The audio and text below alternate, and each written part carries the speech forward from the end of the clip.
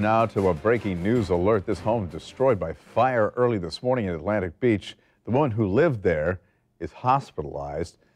Word is that she suffered some minor injuries. It happened at a home on Dillard Road off of Dutton Island Road. Firefighters received the call just before 4 o'clock this morning. Nikki is joining us live now in Atlantic Beach. Nikki.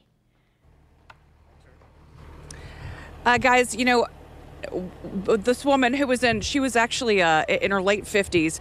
We just talked to the man who owns the home and he rents it out to this woman. It was about 4 a.m. She woke up, she saw that there was a fire, and she came running out and going to the neighbor's house, banging on the door, yelling, "Emergency, emergency." She's in the hospital right now. She's going to be okay, but her dog, which was in a kennel here, the dog did die as a result of this fire. You know, interesting story to this home. It's been here since the 60s. It was one of the Jim Walter homes that you could order from the Sears catalog. It came basically in a big box, and they put it together. The gentleman we spoke to that owns the house has owned it for, you know, about 15 years. He said that he's been renting it out the entire time. This woman, he said, is, you know, she's super nice lady, and he's just so grateful that she was able to wake up and get out of this house and that she didn't lose her life here. As you see, this house is a complete loss. Firefighters were on the scene as quickly as they could. It's down a dirt road, and I know you know, the address looks like Atlantic Beach, but it's really in Jacksonville proper and right on the border of Atlantic Beach. And as I mentioned, the dirt road made it really difficult for the fire crews to get down here. In fact, they had to string hoses what seemed like a little more than a quarter of a mile. Again, the house is a total loss. The woman, we will wait for an update on her condition, but right now she is in the hospital. Again, though, they do think she is going to survive. We are live this morning. Nikki Kimbleton, Channel 4, the local station. Nikki, thank you. This morning we're learning more about the man whose actions allegedly led to the death of Nassau County Sheriff's Deputy Eric Oliver. Sheriff Bill Leeper says Francesco Portillo Fuentes will be deported. Right now, the 25-year-old is being held by Border Control on felony re-entry into the country. He had already been sent back to Guatemala twice. He was arrested last night shortly before 8 o'clock at a business on Powers Avenue. Channel 4's Ashley Harding joins us live from the Sheriff's Office in Yulee. So any word if Fuentes is going to face the judge today?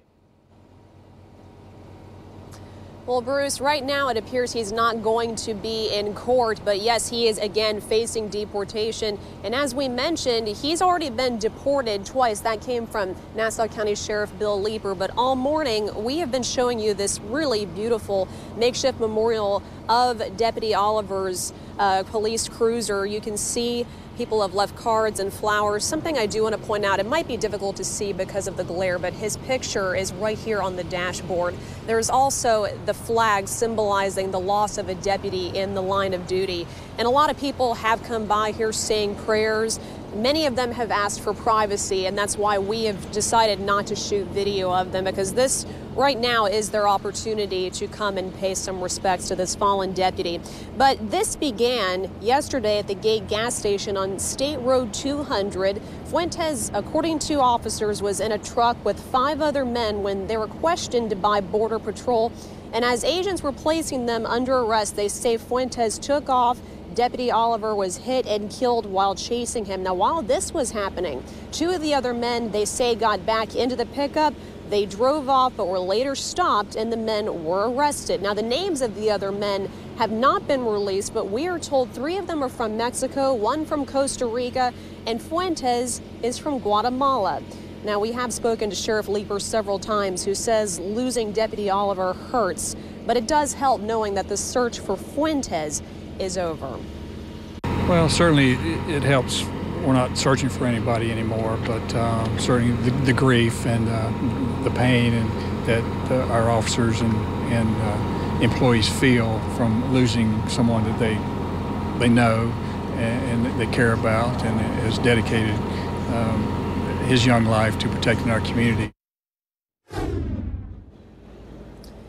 And a lot of other people impacted by this are fellow law enforcement officers. You can see this patch has been left here by the office of the sheriff with Camden County, Georgia. That is, of course, the county that is closest to where we are now. That is one county up, heading north into Georgia, of course. But the other men involved in this, we are told by Border Patrol, they are also facing deportation in the aftermath of this. Reporting live in Nassau County, Ashley Harding, Channel 4, the local station.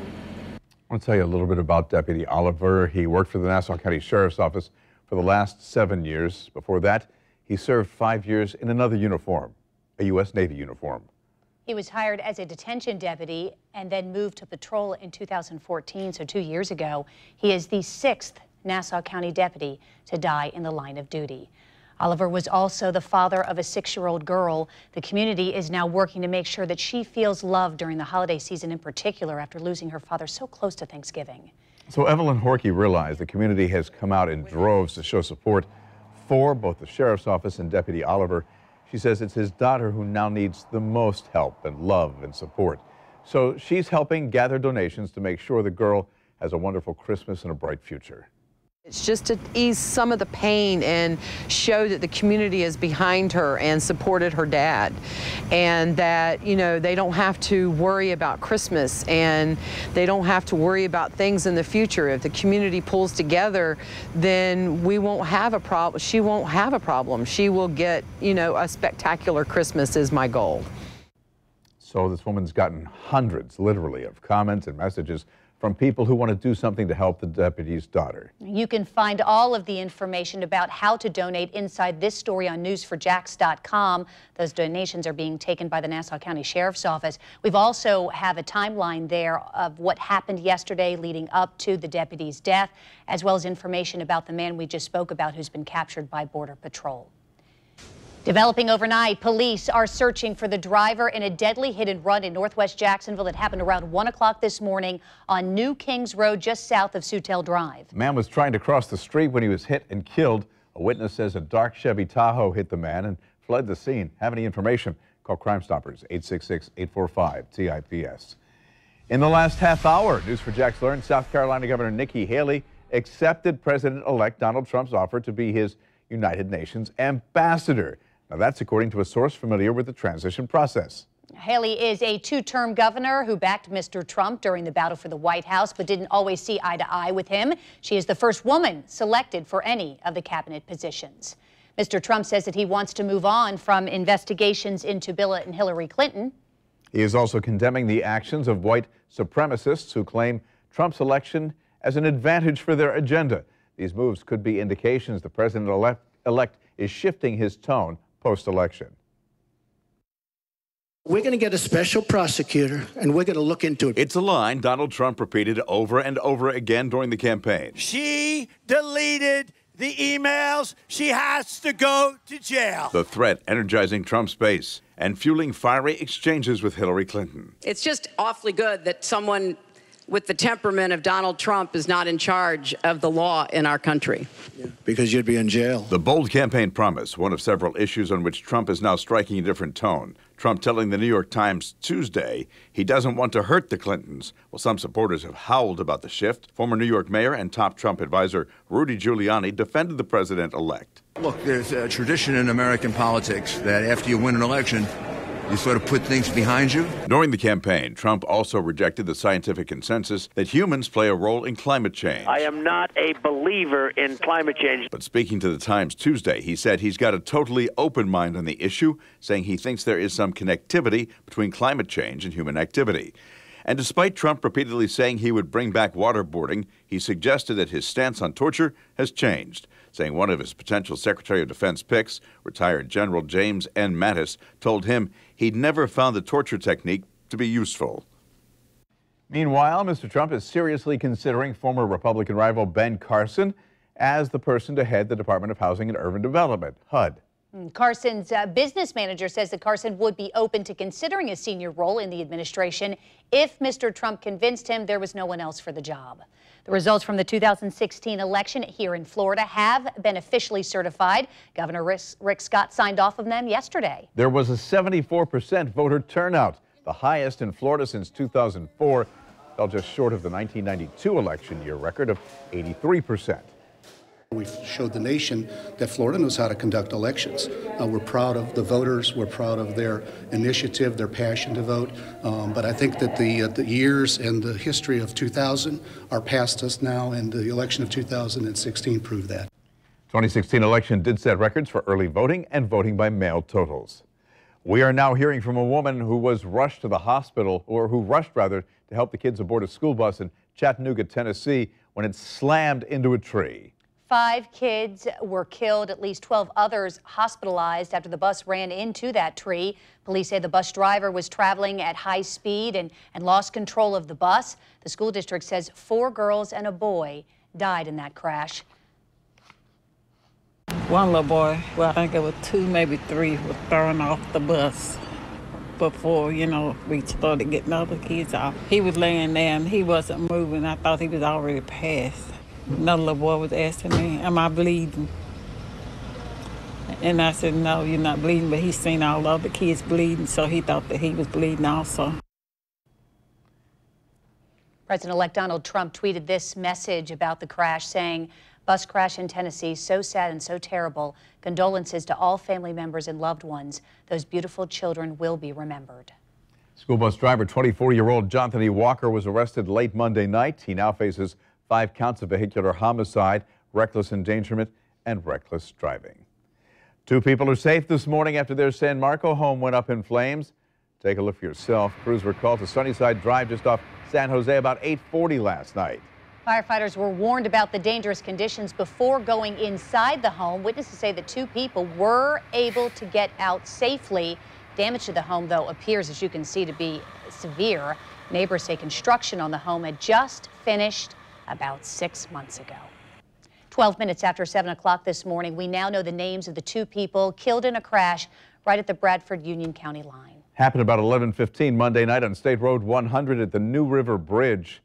According to FHP, a Ford F-150 was traveling westbound on 100 when it crossed into oncoming traffic, hitting the Honda Civic head-on. Another car then hit the back of the Civic. 41-year-old Donna Cruz and 10-year-old Kaylin Cruz died right there at the scene.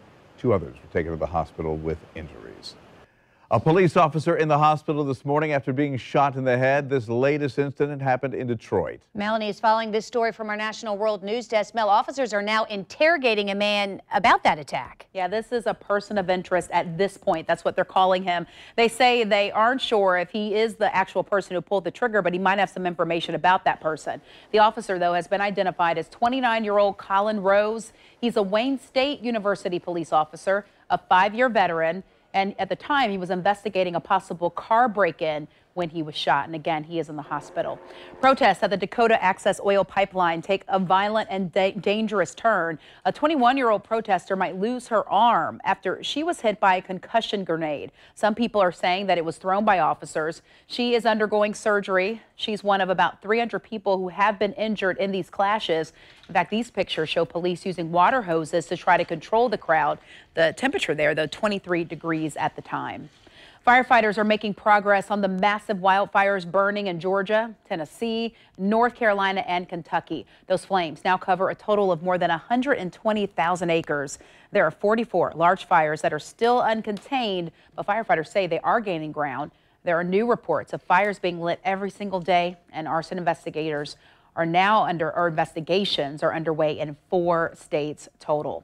Well, a lot of us will watch it on TV. Some, though, will line the streets of New York City for the Macy's Day Parade. They'll see something a little different. Giant dump trucks filled with sand. It's for safety. More than 80 city sanitation trucks will be used at intersections and other strategic spots along the parade route. The goal is to keep an imposing physical barrier just in case there's a potential terror attack. Authorities say that there is no confirmation of a credible threat, but you know what happened at Bastille Day in Nice, you know, with that person who drove a truck into that large crowd. So those are the types of things they just want to be able to handle. Or you can't be too cautious. The realities that we live in these days, right? Thanks, Mel. 7:15. All right, weather-wise, it's not going to be the sunniest of days, but if you're a fan of warmer weather, well, you're going to be happy. And we continue with that warm weather trend. I know, I want it to be cool. I want to have a fire. You can. On Thanksgiving. You can. But I'll be sweating. Just open the doors and windows and then have your fire. Right. Very small one. Yes. Maybe a candle. Into the forecast we go here. Let's start off with that look outside. That's pretty. We're out there at the beach. All right, over to the wall. We've got we'll start here in the tropics if you're just joining us. Otto started off this morning as a hurricane, back to a tropical storm, 70-mile-an-hour winds. The gusts are up, though, to 90. Barometric pressure, I mean, we've seen the changes, but the new name, well, Otto's still the name, but now the identifier is tropical storm expected, if it not today, into early tomorrow, back to a Category 1 storm through Nicaragua and then into the Pacific. Visibility, been all over the board here this morning for Palatka, where you've improved, you're back again. So you had a half, you were up to 2, 3, 4, now you're back down to under a mile. Elsewhere, even though the shading is showing up, we still have 10s, and those are widespread, Arlington and Baldwin. Doing some travels for today, if you're heading south along 95, we'll find temperatures in the 80s in Miami. Savannah, not too much different than what we'll see. We've got the mid to upper 70s. We'll find lower 70s around Savannah, Raleigh into the 60s, and it cools off as you continue to head north. And if the route that you're going to take is I-75, moving over to Tampa, find daytime highs in the 80s. Lauderdale, I just showed you Miami, about the same there. Atlanta, upper 60s, and then those temperatures, the further north you go, they continue downward into a daytime high of 40 degrees there in Detroit. That's the clutter. 7 o'clock, it turned on, and pop, pop, pop, it started to show up around the radar beam. So patchy fog, warmer conditions. We've got partly sunny, which is more clouds than sun. The potential for some showers, the clouds are already out there. We're not seeing anything yet via the radar. So this is, I'm still aiming closer to late morning, early afternoon as the calm conditions become more defined with that easterly push. Temperatures on the beaches right now, upper 60s, lower 70s, dropping as you head south and then inland down to 54 apiece. We went the other direction at sunrise, moving the numbers up. We wanted 50. Mother Nature, 51. All right, we'll take that 1 degree spread. 40s, 50s, and that continues out to the water's edge. 53, 54, 55. Jen, you want some cooler weather? We're going to have to wait to the weekend for that, and that's what will bring it into the mix. And by cooler, we're still only talking seasonal temperatures here. As that front moves through, the showers will end, the clouds will break. We see the sunny conditions with those cooler numbers. Let's put this into play. You'll notice that the overall direction here is a bit more southeast off to the northwest. Our winds, however, will be that onshore flow. So this is the trough that would set up. The wind will help to move the moisture. And I really think that in the 7 o'clock, I think that's the best look that we've had all morning long. It's a perfect mix of more showers out here over the beaches and less as you move inland, showing that 20 versus 10%. Southwest winds kick in. The showers begin to do that, push offshore. We still have the fog out there and the potential for, and you see the showers there associated with that weak front. Late Thursday, I-75 into southeast Georgia as the front weakens. Then we get into what will be that foggy start for Friday. Temperatures are still warm and then decreasing those digits as we get into the weekend. For today, back to Wednesday here, 50 to 60, now a daytime high, 76 degrees, under what will be those cloudy skies. There we go. The 10% is inland, 20 on the beaches. 10% also for Thursday as we get ready to gather with friends and family. Black Friday forecast just outside the 80s. Those busy spots, those malls, the megalamarts and whatnot, we'll see 80s on those roadside thermometers before we see the cooler seasonal weekend digits. Those will take us through Saturday, Sunday, and into the start of the work week. 19 minutes after 7 o'clock, Crystal's getting you caught up on your Keith Pearson Toyota Time Saver Traffic. Now, here's Keith Pearson Toyota Time Saver Traffic. Quite a few things going on the roadways. If you're planning to head out, listen up. Traveling I-95 northbound, going into San Marco at that exit to get onto the Main Street Bridge. There is a wreck blocking the left lane. We have a good view with the DOT cameras. FHP on the scene right now. We'll hopefully get this thing cleared here soon, but you can see it's already causing some backups and delays as you're exiting off those two right lanes on I-95 northbound. The right lane being the Prudential Drive exit, the left lane being the Main Street Bridge and the Acosta exit. So just make sure you allow a little bit of extra time heading into the downtown area. Again, a lot of those schools are out, so we don't see that normal rush hour delay that we will usually see during those weekdays because of the Thanksgiving holiday.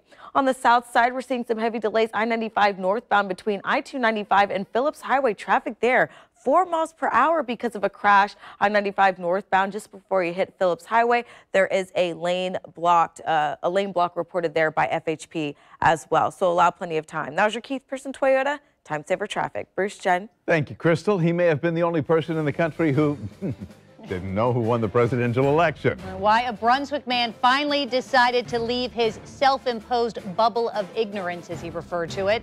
And a new survey shows Americans are optimistic about President-elect Donald Trump. Still, there's one habit they'd like to see him adjust.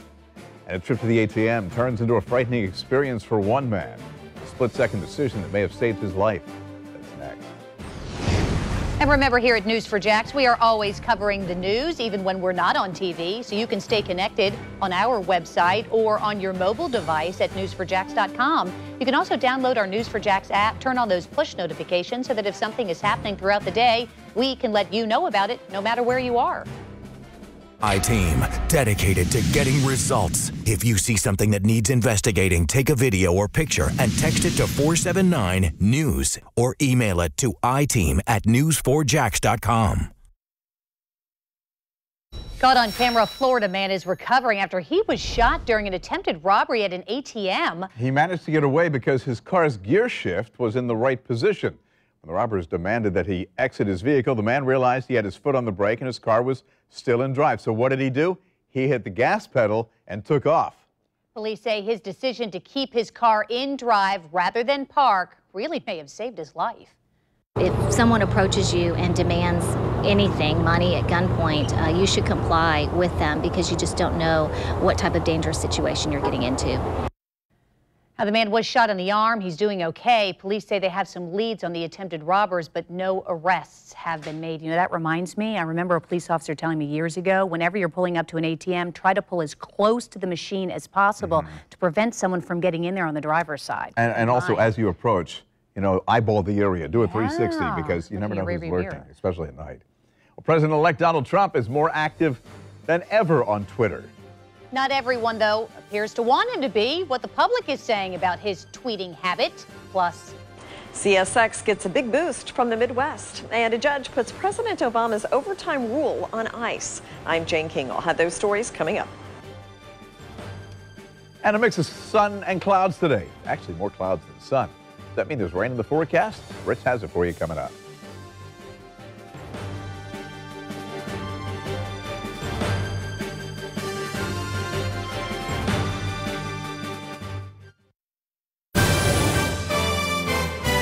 Remember, you're watching Channel 4, the local station. Live with Jennifer Waugh, Bruce Hamilton, Melanie Lawson, Nikki Kimbleton, Stacy Spanos, Time Saver Traffic with Crystal Moyer, and the Weather Authority forecast with Richard Nunn. The morning show continues. it is 7:30 on this Wednesday morning, and we are following a traffic alert. Last thing you need is a traffic headache as you head out to the Thanksgiving holiday, but that's just what we've got, Crystal. I know, not good. We're already seeing an increase in traffic along I-95 because of that Turkey Day travel. But taking a look here, this is a crash involving injuries blocking several lanes of I-95 northbound. This is right before you hit Phillips Highway on the south end of town, causing traffic to back up quite a bit, not only along I-295 as you're heading southbound on that East Beltway trying to get over to I-95 traffic there moving at 5 miles per hour, but also on I-95 just south of I-295, we're seeing some heavy delays start to build as well, and that's going to continue down towards Bartram Park. Traffic moving at 10 miles per hour. Let's get right to the DOT cameras where we can see live what's going on out there. This is I-95 northbound, and this is that exit from 295 onto I-95. So it's affecting both 95 and I-295. You can see several lanes blocked here, a semi off to the right-hand shoulder, as well as 2 lanes blocked trying to get off of 295. And then also 2 left lanes blocked here along I-95 northbound. So for a brief moment, they did block all of those lanes as they were trying to get the debris out of the way. Some of those troopers and officers are walking across the roadway. So now traffic is able to move just in a few lanes. You could see that rescue crew heading out of the scene right now, probably helping those that were injured. So you want to allow plenty of time this morning. If you can, take an alternate route, and that's continuing along I-295 and then getting onto Phillips Highway northbound. That was your Keith Pearson Toyota Time Saver Traffic. Bruce, Jen. All right, thank you. 7:31. A lot of clouds out there this morning. Are we going to get any rain as a result, Rich? There's the chance that we could see a few of those spotty showers coming up mainly later this afternoon and early evening.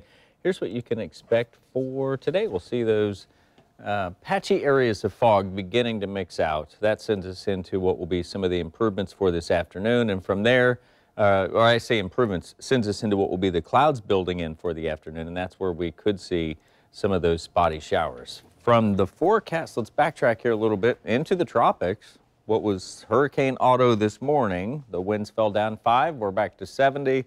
That takes us to a strong tropical storm, Otto, which is expected here in the coming hours, really, to get back to that Category 1, cross through Nicaragua, back to the Pacific, and continue to weaken slowly into the Pacific.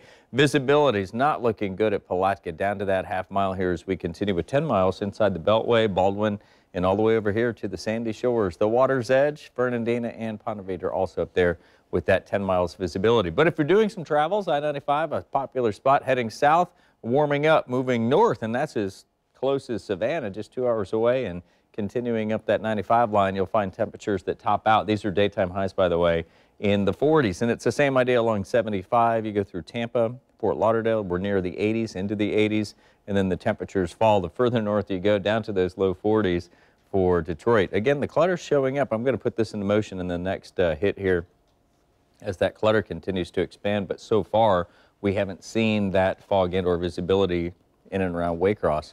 We just covered this, so let's continue on into the forecast as we take you to downtown St. Augustine. Low-level clouds, water in those clouds, easy to see how with that onshore flow we could pick up some of those showers, whether they're right there on the intercoastal, up to about I-95 once we cross that part, technically once we pass through Baldwin and get closer to Clay, Putnam, and into our inland counties, it drops down to as little as that 10% chance. Southeast Georgia, same story by the time you hit Charleston County rather, and continue into, say, Waycross, that 10% chance. Partly sunny. All of us will see those. We'll see more clouds than sun in the forecast. Need to get that updated into a bit more of a cloudy start by 6 o'clock tonight. Clouds continue to roll in. The temperatures slowly fall, upper 50s, lower 60s, and we get ready for that next day, your Thursday, and that same 10% chance for some showers. Mainly dry on Black Fridays. We've got the temperatures that are warming up to near the 80s.